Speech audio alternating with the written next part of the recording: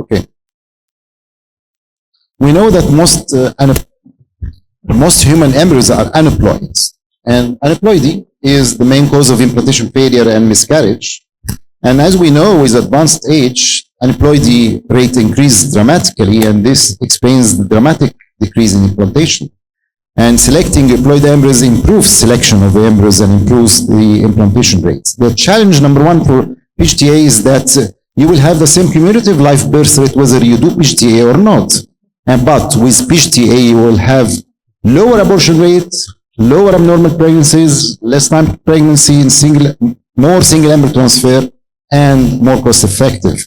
And in this study of PGT-A in advanced maternal age, we can see that live birth in blue is significantly higher in PGT-A group, and the miscarriage rate is less, and the multiple pregnancy is almost nil.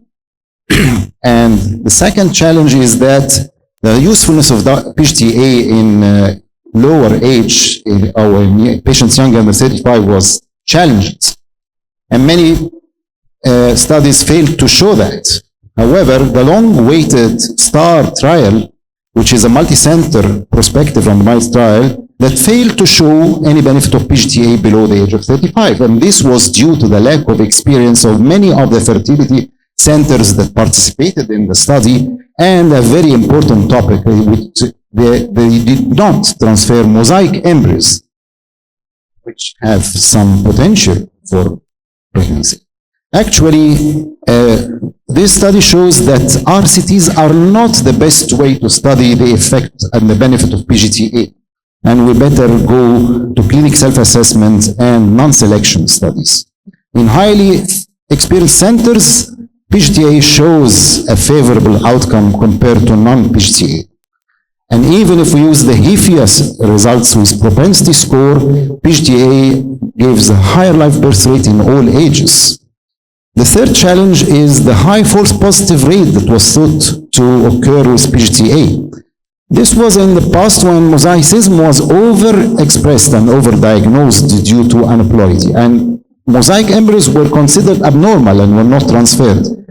But the higher the technical errors, the higher the false diagnosis of mosaicism. And in the past, they threw the mosaic embryos, and this resulted in high positive. Nowadays, the error rate is low as from 0 to 2%. The fourth challenge appeared when Krigo transferred mosaic embryos that were considered abnormal in the past, and it ended in live birth, healthy live birth babies. Actually, we all know now that mosaic embryos can result in a very good and a fair live birth outcome. Actually, the false positive rate with trophobderm biopsy for full aneuploid embryos is 0 in this TAGE study. No aneuploid embryos ended in sustained implantation in this study. And the false positive rate all over the studies is less than 2%.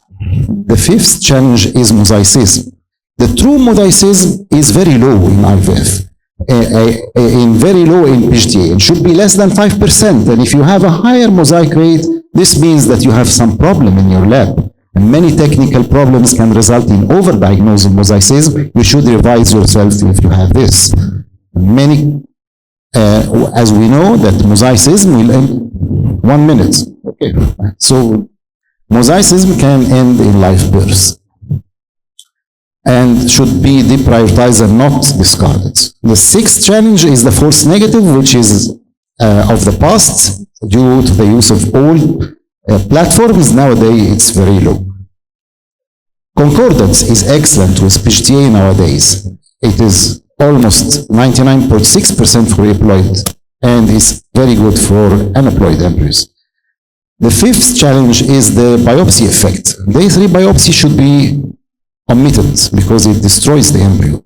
Day 5 biopsy is supposed to be safe in experienced hands only. So the challenges are cumulative live births the same, but with better outcome, more efficient, shorter TTP, less miscarriages, less number of ETs. Thank you, Prof. Okay, thank you very much.